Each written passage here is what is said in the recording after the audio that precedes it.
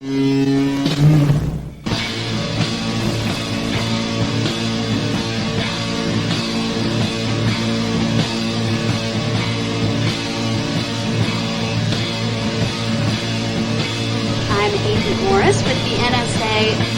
have identified some very, very interesting anomalous type of aircraft.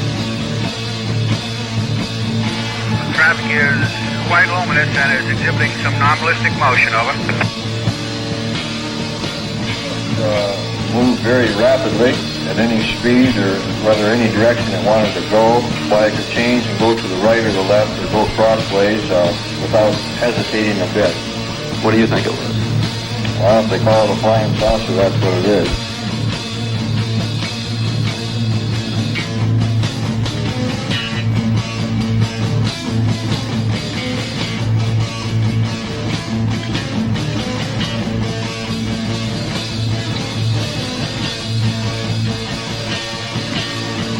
EWA 517, do you want to report a UFO? Over.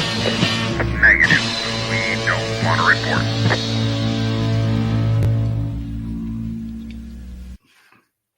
Look, it wasn't my worst Wednesday night.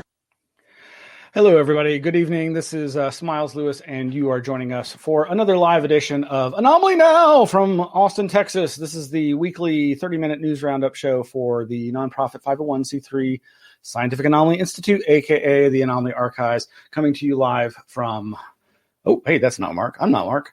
It's from Austin, Texas, and we have converted this weekly news roundup to our promotional show for the now weekly Saturday emergency STREAMATHON fundraiser series that we started back in November. It was November 21st, and we have every Saturday since been doing a 6 to 9 hour STREAMATHON where we're trying to raise funds for our nonprofit here in Austin, Texas, and we are just past halfway to our goal. I'll hold off and not show you our cute little graphic, but we've got this great graphic. If you go to our website, AnomalyArchives.org, you can see we've got this great flying saucer with a beam coming down and a little Patty Bigfoot being beamed up into the saucer, and every $5, $10, $15, $20,000 gets her closer to the saucer, and we are past the halfway point. We're past $10,000. So thank you, everybody who has donated. It's very much appreciated, and we have a long way to go, and we've got 2 more Streamathons coming up. We got one this Saturday, the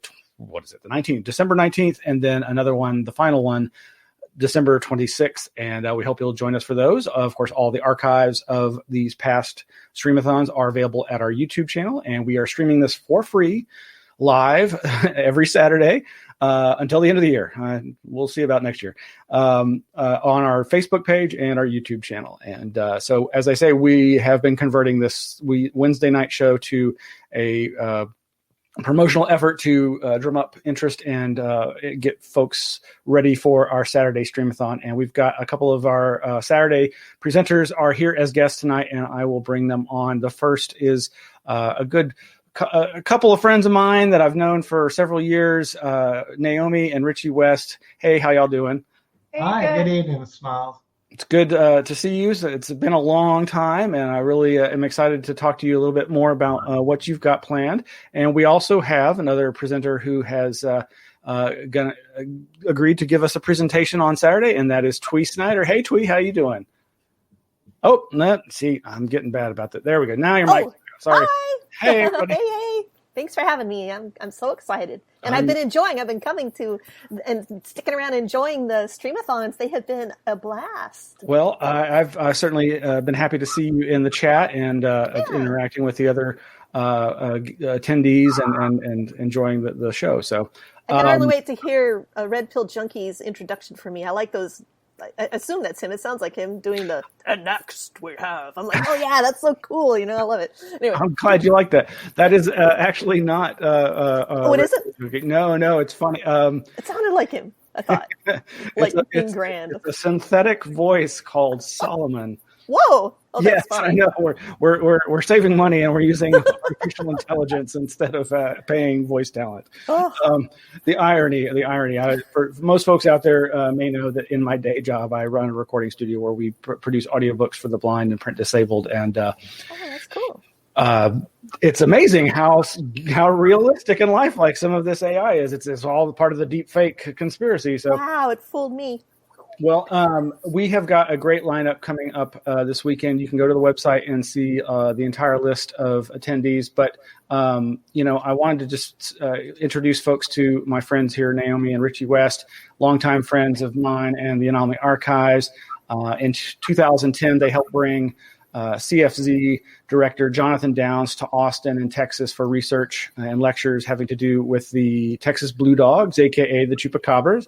And that was really exciting to have somebody from England come over and give a great talk about that subject. And in fact, I've been meaning to play that video that y'all produced several years ago about that investigation. It's a fascinating investigation. And so, how are y'all doing tonight, Richie, Naomi? Doing really well. I've been hunkered down in my job, and Naomi's had to go in and out depending upon the situation of COVID at the school she teaches. Yeah, we're on our last week we're getting ready to go into Christmas break. Well, y'all's presentation we added, and I forget if we'd announced all the details of the conference. It was really early on, and Naomi messaged me about an experience of a friend of theirs, and that she thought I'd be interested in because in the past we talked about the Mandela effect and this idea of time slips and so forth. So if you could you give us a brief introduction to your presentation? Well, I think it's called the Mandela effect and an eyewitness account of future memory. What is that about? I'll start. What we're going to discuss is some of the time slips and Mandela effect and alternate realities. We're going to discuss that a little bit. And we had an opportunity to possibly record something, what we think might be a valid time slip. Or reality shift is what I'm leaning toward. And so Naomi actually experienced it, so I'll let her talk about that. So it was a friend of mine that actually had the experience, but several friends were at my house for a birthday party, and we were sitting around talking about Young Sheldon, the show Young Sheldon. We all love it. We've all seen it many times. And one of my friends, David, starts mentioning this episode that nobody recognized. And as he went on, we were like, David, we don't know what you're talking about. So, and he didn't know why we were confused. He had just seen it a few days ago. And so one of my other friends went online and looked it up, and the episode that David was describing wasn't supposed to air until the following week.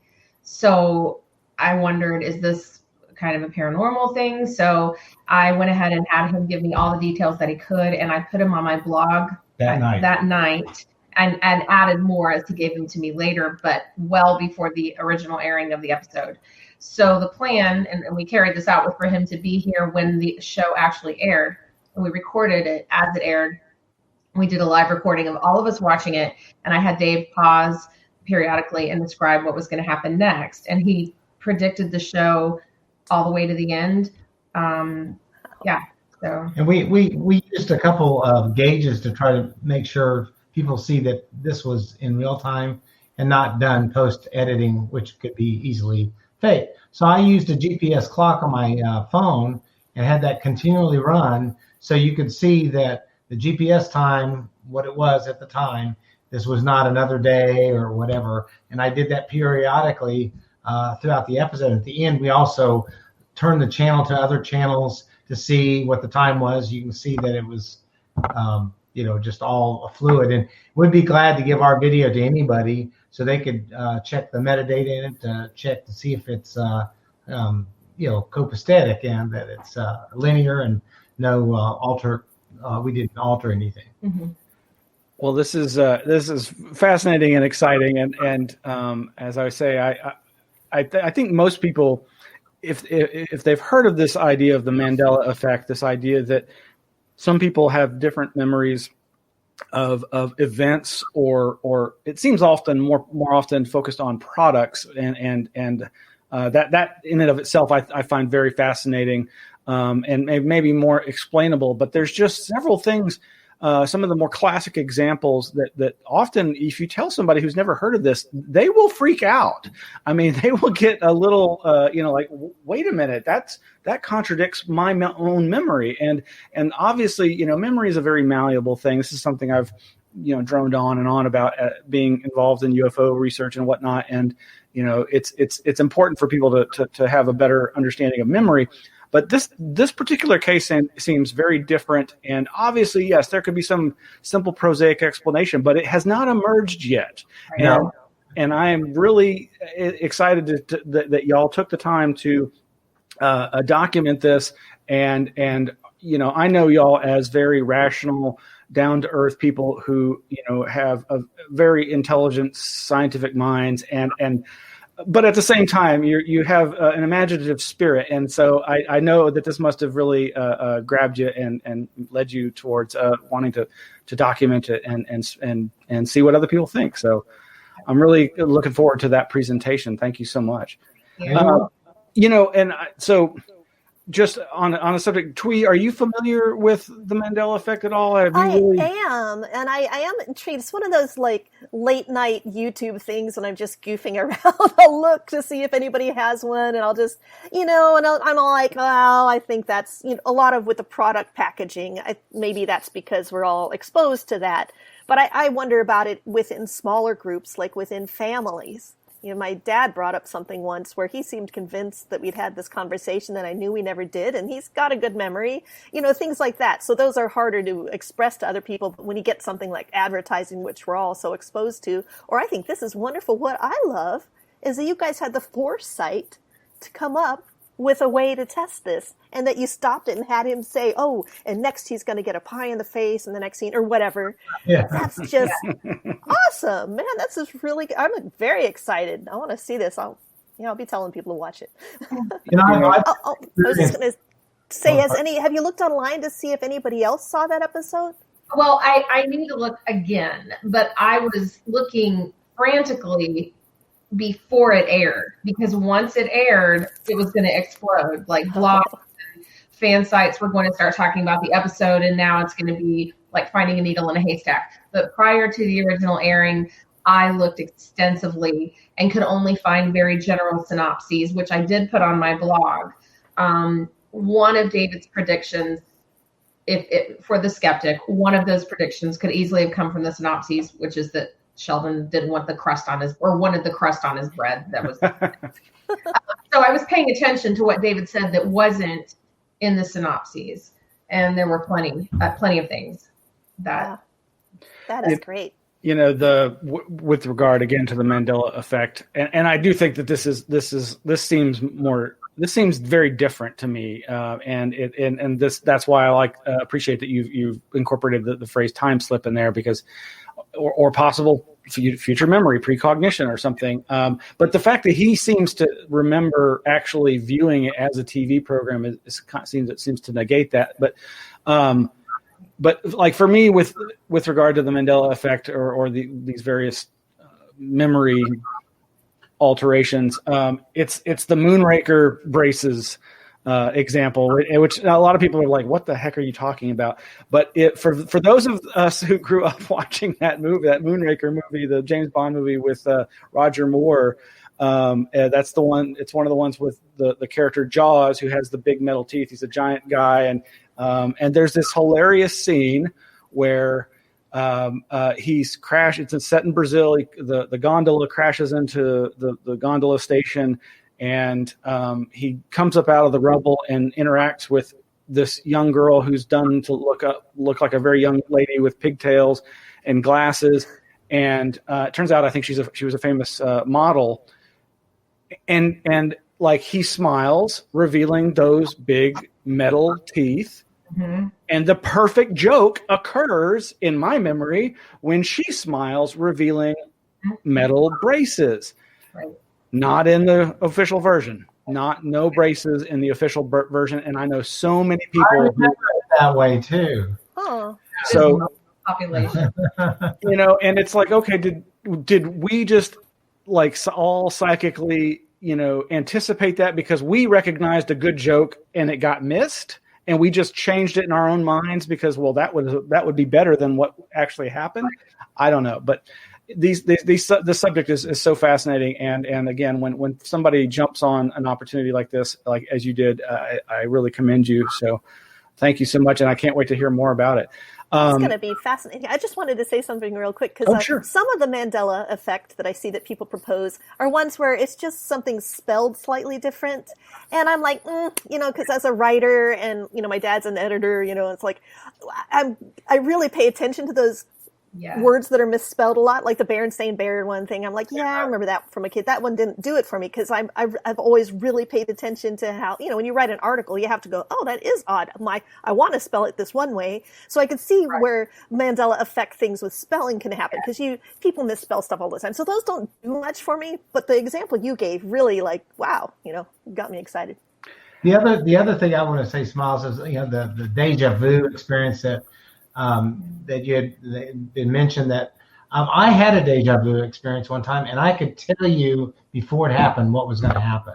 It wasn't like I remembered it differently. I could actually tell you what was going to happen. Well, deja vu is usually a momentary, wait, this has happened before, but not, in my experience, something I can predict the next thing. But Richie's had that before. So I don't know if that's a deja vu or, the closer to time you are to the memory, there's something to that, but I remember it was something simple like my sister was going to come in the room and say something, and I could have told you I thought it.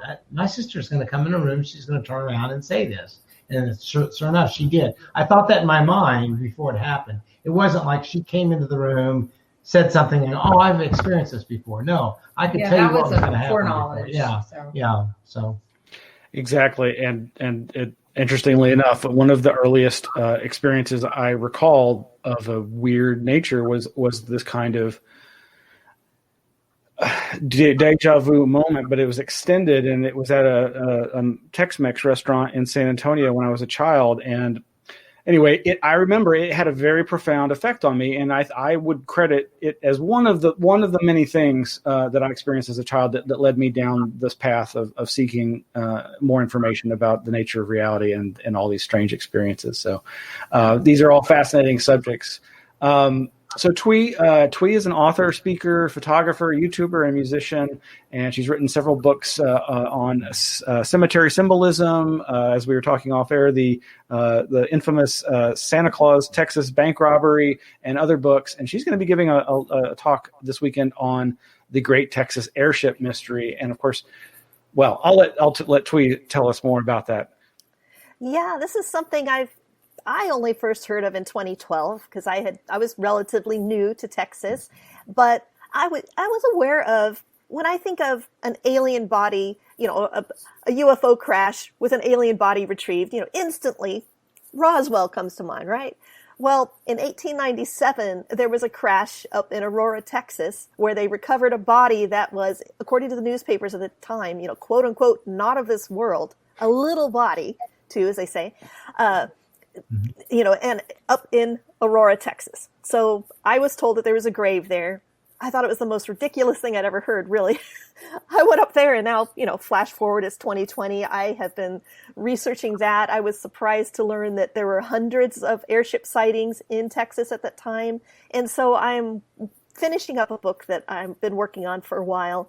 And my approach to it is I'm just so curious of what people were actually reporting it, how they were actually, what they were actually seeing, how they were describing it in the vernacular of the times, if that makes sense. So I just got really, like I said, I thought it was ridiculous. I thought maybe the person who told me was pulling my leg.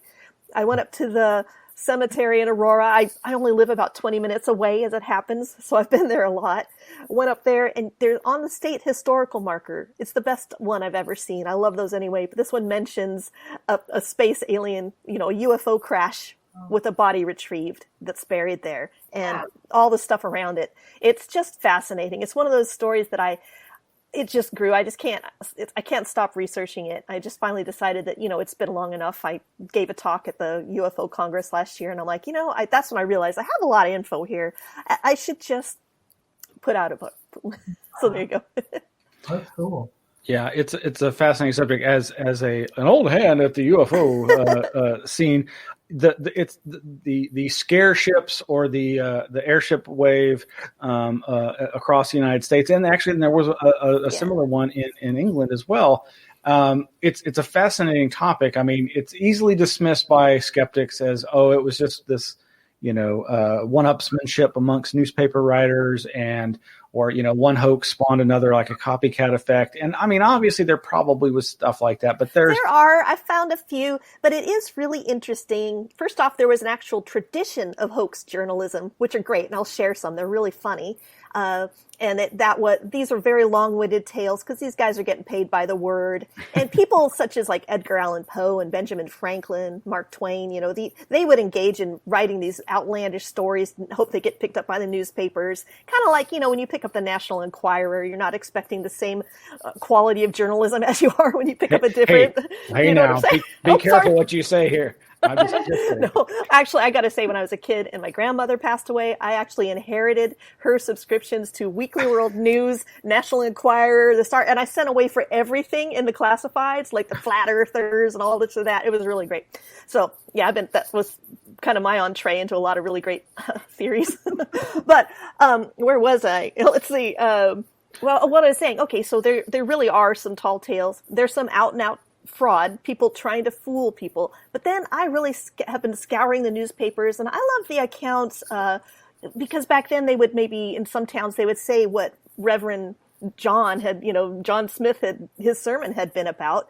And I find sermons where they talk about, like, well, obviously these ships portend they're an avant courier of the beyond and the end is near. Or I like the other ones where, like, there's ones where if you've never heard a machine before or seen an airplane, the way they describe it is Farmer Joe heard a thunderous cloud of bees approaching and then saw a monster in the sky. Those are what do people actually see? Those have a lot more veracity in my mind.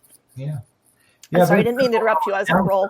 Things like that, where they describe something that looks like a scorpion in the sky, and people say that sounds like a helicopter, with the tail sticking up and it had hair or something. Yeah. So that what you had described, like a farmer hadn't seen a machine before, that sounds a lot like that biblical account of what could be a helicopter. Oh yeah, and that's for sure. And the degree of fear, sometimes people would see something and their reaction wasn't like today. We're like, oh, I'm putting this on Instagram. You run out there with your phone. I mean, it could be a hyena coming to attack you and people are like, oh, let me get this video. But back then I found accounts of people, they heard something weird. They saw the thing in the sky and they went into their tornado shelter, which totally makes sense. Yeah, it does.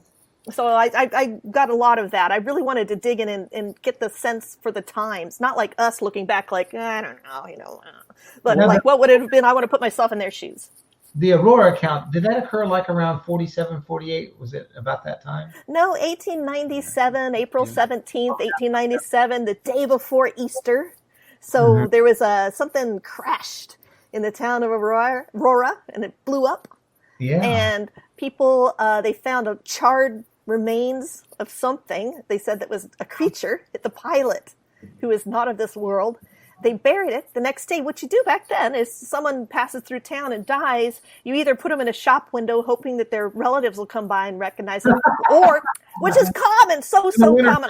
It's cold and the body doesn't decay. Yes, it's so funny. They do that a lot. Or you just, no one's going to, they're from out of town. They must be from far away. We're going to bury him, give him a nice Christian burial. No one identified him. So that's what they did with this one. The next day was Easter, so they just buried him. And they'd had a lot of issues there, so yeah. And it's interesting. Of course, and honestly, the Aurora account has always stood out to me as like the rare exception to that wave of cases. And I've erred on the skeptical side of it. Anytime that there's descriptions of wreckage and bodies, I get even more skeptical. But it is just fascinating, and I love the different accounts and the idea of trying to corroborate these other incidents as well. But one of the weird factoids about Aurora post in the modern era is the grave site. There's been number of gravestones created to mark the location, and they keep getting stolen. In fact, back, I don't know if they ever actually followed through with this, but there was here in Austin on the Drag on Guadalupe Street in the heart of the University District there used to be in the 90s a store called Fringeware. They had a zine that they published, and they also were a bookstore and coffee shop, and they actually raised funds to have a local artist create a new gravestone. Oh, really? For it. I don't think they ever did. I think they didn't raise enough money. But the gravestone keeps getting stolen. And there's some interesting, when you look at, like, if you do a search for it, you'll find a variety of different gravestones because let's see here. I got a picture one. Yeah, I think I got a coaster made of one. This is the one I saw when I first went. Oops, the wrong way. The one that. That's the one I like the most of the pictures. Yeah, oops, go this way. It's like cutting your hair in the mirror. Okay, now can you see it? I like that one because it's got the little portals, the little portholes. It's kind of cigar shaped. Yep. And that was there when I first went. So I was like, well, it was pretty obvious that was the alien grave. No guessing. It wasn't like a big... but within a few months, I went back. I thought I better get better photos of this, and so I go back up. It was gone. Wow. And now they have a big, heavy rock that would be hard to move. So that's been there for a couple of years at least. So I think that's sticking around. Yeah. Has anyone ever tried to excavate this? Yes, was a lot in the 70s when the story kind of resurfaced. And, the long story short, the cemetery association rather cheekily said you have to notify next of kin before you can exhume. They did ground penetrating radar. I thought they actually had put a probe down, like some kind of other sensor. Well, I spoke to Jim Mars about it, and he said, "Oh, hey there, hi." Hey. He said that. Hey, Greg. Hi. They did ground penetrating radar there, and they had something kind of like a child-sized coffin. And then they had 24/7 cops there guarding it for a while. And then the day that ended, something happened. Jim and Bill Case went back, another fellow reporter, and they saw 3 holes in the ground around where the alleged alien was buried. And apparently their metal detector no longer picked up metal, so they think that there was some sort of surreptitious. Pilfering of the grave? Yeah, pilfering. Because, you have to get a court order and all this rigmarole. You can't just go around digging things up because you want to. In the Cemetery Association, in a case like this, has the final say. Now, one thing that's interesting is when I was first poking around, no one wanted to talk about it up there. I couldn't really find anybody associated with it. But now, if you go to the aurora.gov website, they have a mock-up of the like windmill that the UFO. Hey, he's getting spooky over there. He's got a flashlight under his chin next. No, oh yeah, all right. Ha ha. But it says like Aurora, a legendary Western town. Like they bought into the whole. They Roswelled it now. Now they're like, yeah, it's kind of cool. But when I was first asking, they're like, well, you don't want to talk about that. But I think a lot of small towns are coming around to paratourism. It especially now. Like, well, I mean, they can't do the big festivals like they were starting to do in a lot of these towns. And I don't know. I know some folks might find that just inappropriate or whatever, but these towns got to do what they got to do. They did. Aurora had one in 2016. They had Travis Walton there and Jim Mars, and I spoke there, and I didn't expect anything. I mean, Aurora, I live in a little town, and Aurora is podunk. It's like 400 people. Oh my gosh. It was like, if you build it, they will come. It was crazy busy. It was like one of the best conferences I've been at. People were so fun. I had a blast. Well, looking forward to the talk, Twee. Thank you so much for coming tonight and for agreeing to be in the Streamathon. And we're doing that this weekend. And Greg, hey man, it's good to see you. How you doing? Okay, can you hear me? Oh yeah, I hear you loud and clear.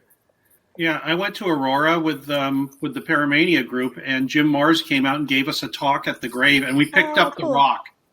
There were 3,000 spiders under it. Ah. Yeah, and everybody freaked out and let go, and I kept holding on to it because it was going to fall on somebody's feet. So the spiders started crawling up my arms. Oh, wow, that was valiant. I freak out. I like spiders, but they scare me. Yeah.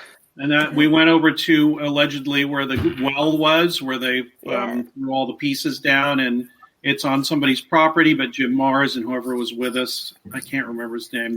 Daniel Allen Jones. Daniel Allen Jones. Yeah, he he's got great. permission, I guess. So we all went and hung out there, and Micah Hanks gave a little speech because that's what he does, and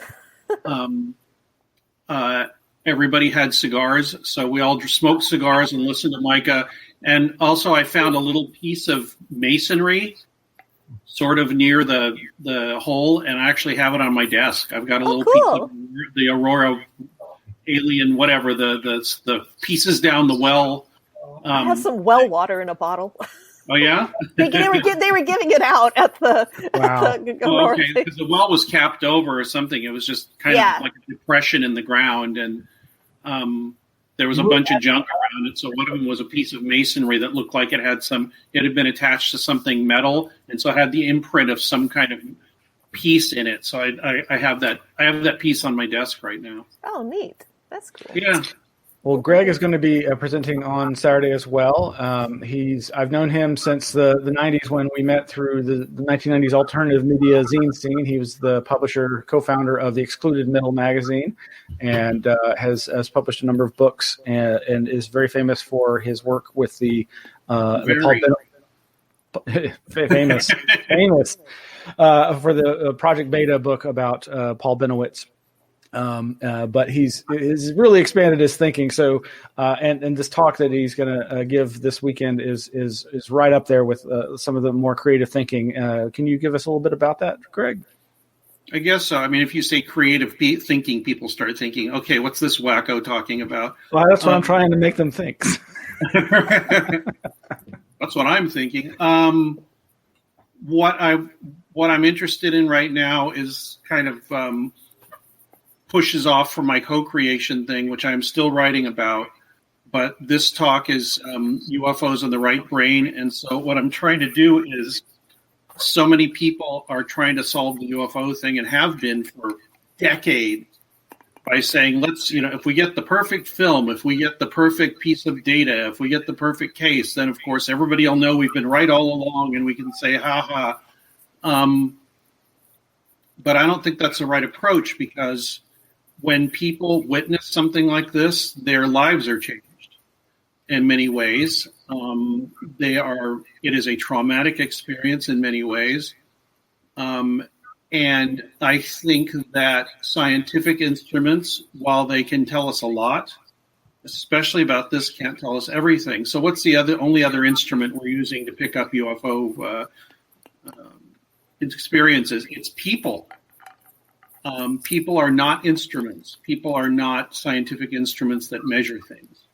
They are affected by their emotions, their evolution, their genetics, their culture, and these things have to be taken into account. So what my talk is how do people deal with weird input?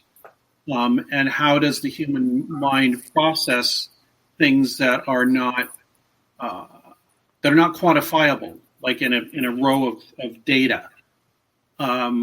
And I think that's been ignored by most UFO researchers, because they worship at the temple of, if we can prove this in a hard science way, then people that are serious about it will take it seriously. I don't care if people are serious about it, take it seriously. That's already happening. But what I do care about is finding out how people process input, how we look at pattern, how we look at colors, how we look at how the human mind processes visual and other input.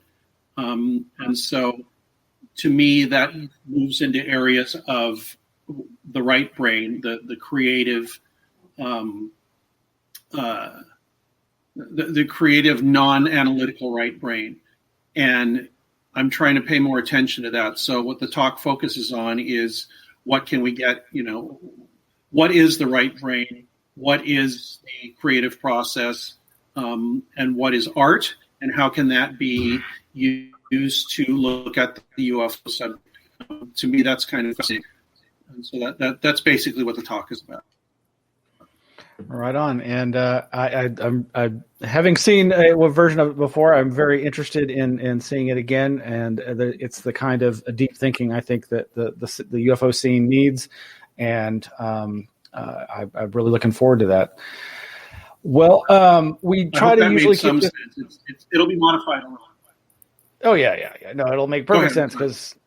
I'll say it made me think of Stuart Davis a little bit, who does that Aliens and Artists podcast. Yeah, I have to made me talk think to of that him. because he talks about what's that? I have to talk to him. I'd really Yeah, like to talk. I think so. I was like, ooh, yeah. I was working that night, and I heard him on Coast. I was working Coast, and I heard him interviewed, and I was like, oh my God, I really have to talk to this guy. Yeah, so, as you're saying that, I'm like, wow, this sounds like, you two need to mingle. Maybe I should talk to him before the talk. Yeah, why not? Well, we do usually keep this pretty tight, down to 30 minutes on Wednesday night, and I got to sleep. Oh, gosh, you poor thing. You've been working hard. Sorry. I was making dinner for my parents, and I went, and I ran in. No. That's great. I'm so glad that you were able to stop in. Yeah. Thank you all for coming on tonight, and especially for agreeing to be a part of our fundraising effort. It's really appreciated. We couldn't have done as well as we have without the help of all of our other speakers. And this coming Saturday's events are going to be really, really fantastic. We have a really great lineup of folks. Let's see if I can bring this up real quick. So I'll be welcoming folks at 1 p.m. at 1:15 p.m. all the way from from England. Matthew Alford and Robbie Graham will be giving a presentation called MisConspiraceptions about the influence of governments and militaries on the perception management angle of UFOs and the paranormal. And then at 2:15, our friends here, Naomi and Richie West, will be giving a presentation on the Mandela effect and an eyewitness account of future memory, which you heard a little bit about tonight. And we've got an update about the Stan Friedman archives. For those who are familiar about the UFO scene, Stan Friedman passed away very recently, and he thankfully had prepared to preserve his legacy by donating his voluminous files to a local archive, and we have some updates from that archive that were produced specifically for our fundraising effort, and I think I'm very touched by this. And then after that, we've got Greg Bishop giving his Flying Saucers in the Right Brain, What Art Can Teach Us About the UFO Enigma. That's at 4:15 p.m. All times Central Standard, of course. And then we've got a special pre-recorded discussion between Jeff Kripal and myself about Anomalous Archives. For those who aren't familiar, Professor Jeff Kripal is a professor of religion at the Rice University in Houston, Texas, and with the help of many others, he has created a new Anomalous archive. It's our competition. No. They're part of our wonderful network of weird here in North America, and we all need help. And it was a great pleasure to talk to Jeff, and I think folks will enjoy that discussion. And then at 6:15, Twee Snider, who you just heard from, will be talking about Great Texas Airship Mystery of 1897. And at 7:15, Nikita Kranda, a.k.a. NK Kranda, is going to give a presentation on her efforts at preservationist work of experiencer stories. And it's called I Saw Something Weird, a conversation about regular people experiencing something they couldn't explain. And then it's going to get really weird. And then we're doing our After Dark virtual drive-in theater. And warning, the film Love and Saucers contains material for mature audiences only. If you've never seen Love and Saucers, this is a really fun documentary by Brad Abrahams, who is a director who's done a number of really great works in the realm of the para and ufological. And Love and Saucers is about an artist who paints his very, very strange experiences, but again, not for children. And then we'll also be showing something that has not yet been released, and that is an episode from a soon-to-be TV series, hopefully, called Keep Folklore Alive. And this particular episode is Telos or Bust. It's all about Mount Shasta and the inner earth. So this is going to be some fun stuff this coming Saturday night and day. And then we've got even more the last day on December 26th. So thank you all for coming on tonight, and thank you for participating. And any of y'all who are here right now are welcome to stick around. I'm going to go ahead and close out the show, but I'll take us down, and then we can chat off the air. So let me do that, and we'll be right. Goodbye, everybody.